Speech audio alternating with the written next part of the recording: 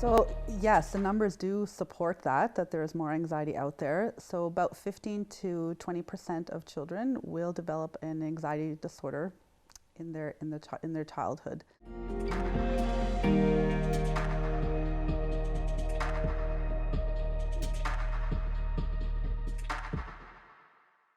Welcome to Social.mom. My name's Sally Brady. I'm a real life mom of one, and today we're going to be talking about parenting your anxious child. I am here with Sonja Latifpour today. She is a social worker, a child psychotherapist, and the director of Bright Star Counseling, which is an agency that focuses on treating stress and anxiety in children. Welcome, Sonja. Thank you, Sally. Is there anything you'd like to add to that introduction? I'm also a mom of 4 kids. Oh, wow, that's awesome. Add that, yeah. Wonderful. So we hear so much about anxiety nowadays. Is it really a thing? Are we living in a generation that's more anxious, and we're seeing anxiety in our children?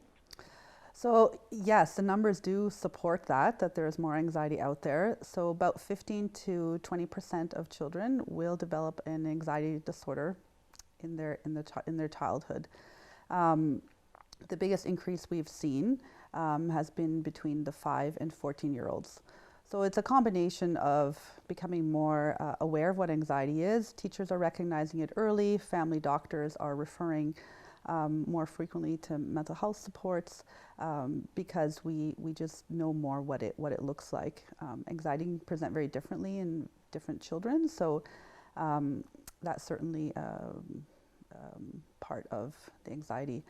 One interesting thing is boys seem to get treatment more frequently and are more often diagnosed with anxiety because their anxiety is often expressed through being more disruptive in the classroom, being aggressive, being angry, and girls are more internalized the anxiety, so they're getting help more. Only 1 in 5 will receive adequate treatment. Wow, that's really interesting. Yeah, so we're still far away from everyone having access to mental health supports. And what are your thoughts on the reasons for this anxiety? So there's a few, and we could probably spend an entire hour just talking on that. And there are people who research this all the time, but kind of from my experience, one major thing is technology and access to news, current events. So if you think about how we used to watch the news, or in my parents' generation, the 6 o'clock news was censored somewhat. We knew there was still children up at during that time. The 10, 11 o'clock news was different. Now we have access to news. To a child who is 6, 7-year-old will most probably hear about a school shooting that's happened or some other disaster that's happened. And because young children don't have life experience, they don't have context. So for them, they think, well, somebody came into the school and shot students. This is now going to happen to me. They're not able to calculate their risk. It's very cause and effect based. And also parents. You hear, we might not have heard of small town Quebec of a child being abducted. We might not have heard of it. Now we hear about every abduction, every little thing that happens to kids, and so we take that information as a parent and think the world is not safe for our kids to be out there, and then put in. We worry about it more. So technology, parental anxiety, a school, college, what preschool to be put into, those are all contributing factors to some of the anxiety that we see, and the very hurried lifestyle. Mm-hmm. So having 4 extracurricular activities a day, kids are rushed, and we know that anxious kids need downtime. Right. And we're seeing that anxiety in parents that are trying to rush their kids. Absolutely, yep. Off to from tennis lessons to swimming lessons to, yeah. And so how would I know that my child has anxiety, or what signs should I be looking for there?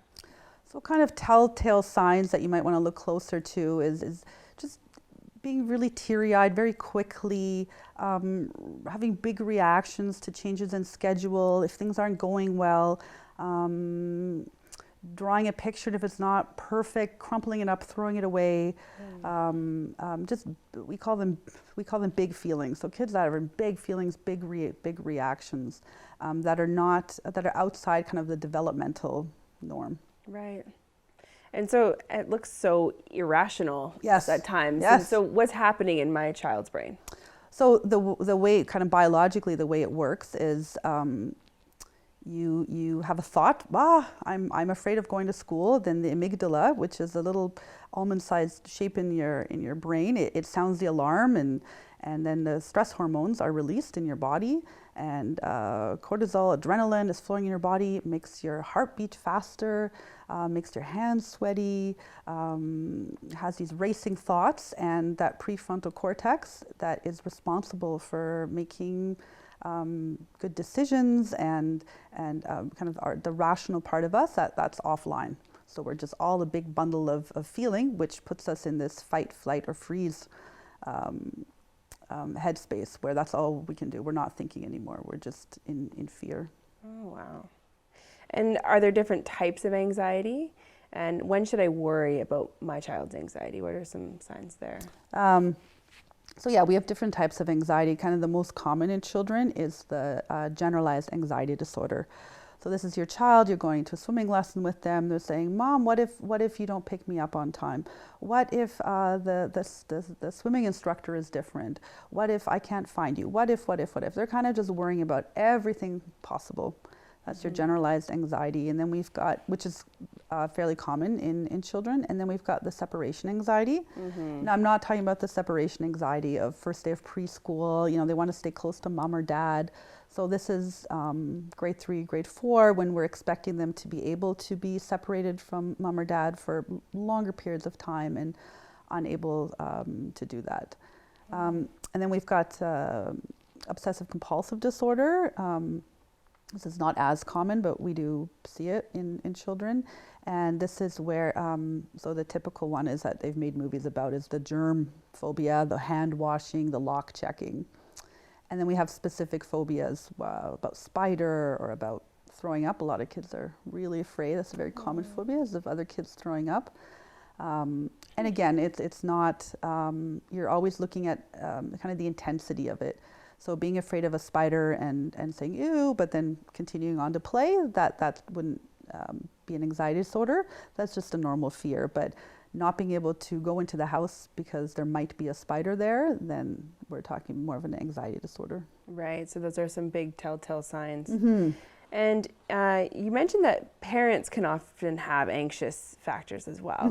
And so there's, can you explain what that looks like in a family? Like what does anxiety look like within the family? Yeah, so usually kind of telltale signs that we talk about anxiety. I talk with families about anxiety being like another family member.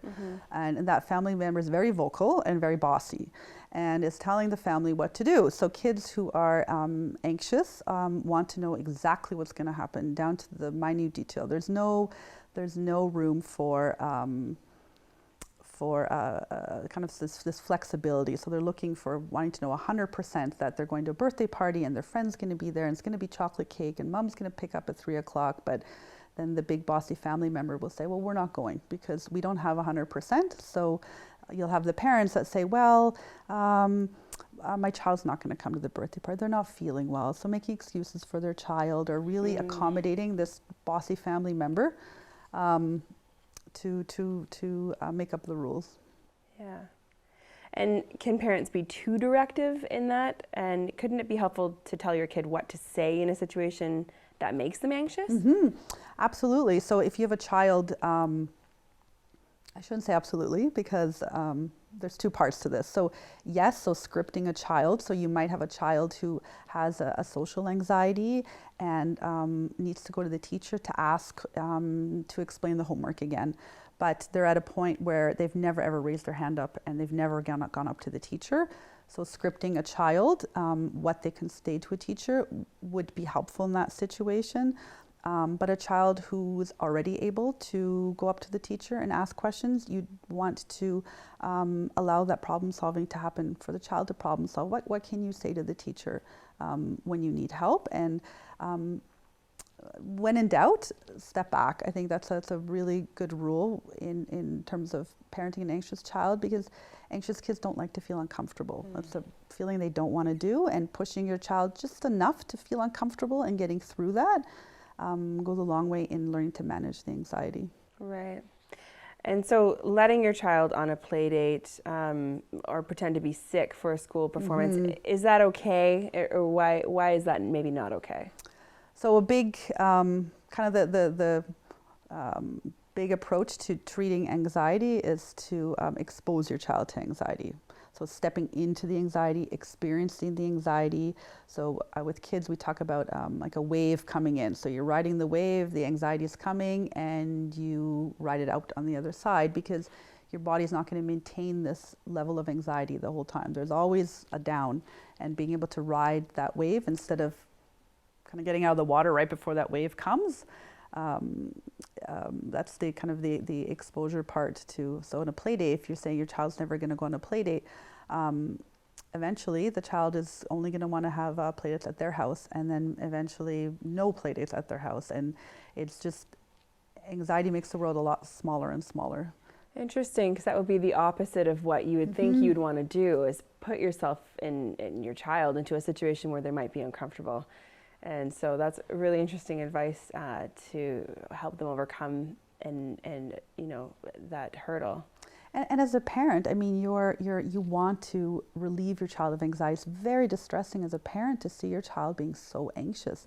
It's a very natural. I understand where I mean, as a parent too, if I see my child be very distressed, all I have to say is like, it's okay. You can stay home, and the anxiety disappears, and my child's not distressed anymore. That's a very in the short run, in the short term, it works beautifully, but in the long term, it just feeds into that bossy family member who's getting their way, and just exposing your child just a little bit at a time. You're not going to throw your child into water if they can't swim. Right.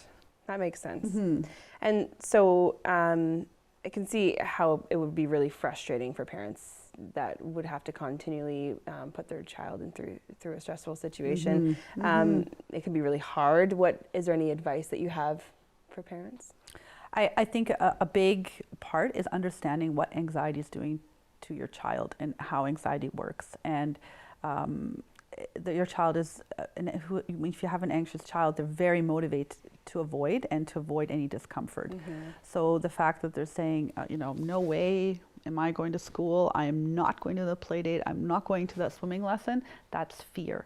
And understanding it as fear is a lot more helpful, I think, than looking at it as a defiant child, or a child that is just purposely wanting to ruin your afternoon and got swimming. And it's easy for parents to go down the road because they've paid for swimming, they may have taken time off to take them to a play date. There's all these factors that play into it, and then we've got this kind of where the parent's saying, well, yeah, you're going, and child saying, well, no, and stopping for a minute just to realize that fear that your child's feeling, and saying, it's okay to feel scared, and scared doesn't feel good, and tying it back to the anxiety. I think it's Mr. Worry that's bothering you here, and what can we do to boss Mr. Worry back and tell him, there's nothing about the pool that was scary. And kind of a big part of anxiety is children having trouble remembering the last time they went swimming, where things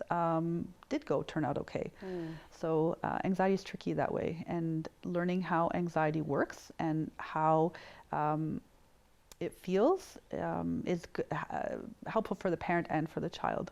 Right. And so empathy, I'm hearing kind of as a thread here, is a major key factor in that. Absolutely. So recognizing the anxiety and the fear, and letting your child know by using empathetic statements, by saying, I've got you, I'm on your side. What can we do to problem solve through this together? I understand your fear, recognizing the fear. It's the same thing when you have a bad day and your friend or your spouse, you come home from work and saying to you, oh, that sounds like a horrible day. I totally understand why you would think that after your boss said this or that. That feels good than saying, well, listen, I need you to go pick up the laundry, and I need you to go grocery shopping, and you're not feeling great, and so it really takes the wind out of a child's sail, that wanting to oppose you when they feel heard and understood and supported.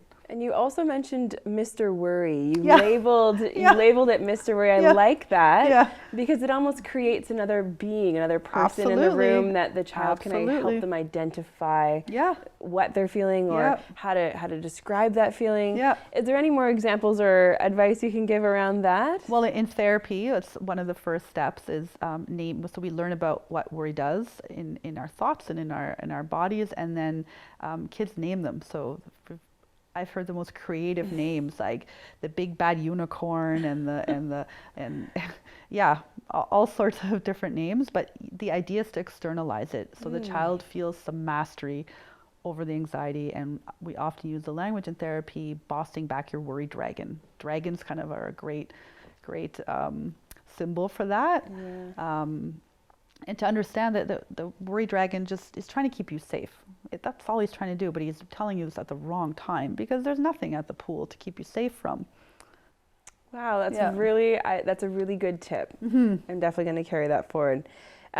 So what words, if we're digging into empathy, it's the first step to calming down your child, meeting them where they're at. Mm-hmm. What's some language that I could use with my child around that? So I think I touched on a little bit before, but saying words like, you've got this, I understand how you're feeling, looks like the worry dragon's really bothering you today. So labeling the feeling, you're feeling scared, how can I help you? And so after I've helped my child calm down, what do I do next? So after your child is calmed down, that means that the prefrontal cortex here we were talking about before, so it's online. Otherwise, it's like typing on a computer where the screen's unplugged and doesn't matter what you're typing on, nothing's registering. So you want to make sure that your child is, we call it regulated, so calm, listening to you. You need to move into the problem solving. So the problem solving, you are going to kind of outline what the problem is. Let's say it's a 13-year-old that needs to ask her teacher for an extension of the homework. So this is where often parents jump in and say, don't worry. So lots of reassuring. Don't worry, I've got this. I'm going to call the teacher and I'm going to arrange for you to write your test at a different time. Don't worry, don't worry, don't worry. And that takes away your child's ability to problem solve. So we know that when a child is learning to problem solve, they are building resilience. And resilience is a big factor in why we're seeing a lot of anxiety as well. So a child, we call it helicopter parenting. I mean, now we're even talking about lawnmower parenting, and those are parents that mow down any obstacle that might lie ahead of the child. So the child feels like, yes, this is a big deal to ask your teacher. Mom's doing it, so wow, I must not be capable of doing it. That's the message the child is getting. Or number 3, I am so overwhelmed with my anxiety that I can't do it. So anxiety must be real, and that little amygdala in your brain and Mr. Ware is saying, oh yeah, that's right, there's lots to worry about, and we're not going to work through that fear because it's real. Bad things that you cannot overcome are going to happen. So that problem solving, even sitting there with your child saying, well, what can we do? What are some ideas? And then just being quiet. Parents, we're quiet 85% of the time. It's a great rule of thumb. Let your child talk. Let your child problem solve. They're very creative and come up with all sorts of different types of ways to solve a problem. And so what are some strategies that I could use to teach my child? So one of them is breathing. So we know that when we have oxygenated blood going to the brain, that has a calming effect on the body. And again, you're going to want to practice this many times before your child is in this anxious state, kind of where that prefrontal cortex is plugged in and you have your child's attention. But one of the breathing, one of very simple one, pretending to take the cookies out of the oven, holding in your breath, and then blowing on the hot cookies. Or riding up the elevator, so breathing in through your nose, and then riding down the elevator, back down. So the breathing, you can do this is exercises really popular with kids, and these are tuning into your 5 senses. So 5 things you see. So you're just going to name 5 things that you're seeing. 4 things you feel. So I feel my legs sitting on the chair. I feel my back against the cushion. So 4 things that you're feeling. 3 things that you hear. 2 things that you smell, and 1 thing that you taste. So it's called a grounding exercise, and if you're doing this with your child, you're not going to be worrying about something else. So it kind of gets you out of that racing thought, the what if that Mr. Worry likes to talk in the what if language. It keeps you out of that cycle for a little bit. Right. A big one is just to get moving. So when we're in this fight, flight, or freeze, getting your child just to move, whether it's doing 5 jumping jacks, 3 jumping on your legs, jumping on the right leg twice, jumping on the left leg 3 times, doing a somersault, anything to get the child moving. Make it fun, make it playful. Kids are so playful and creative. But a big thing is just to get yourself moving.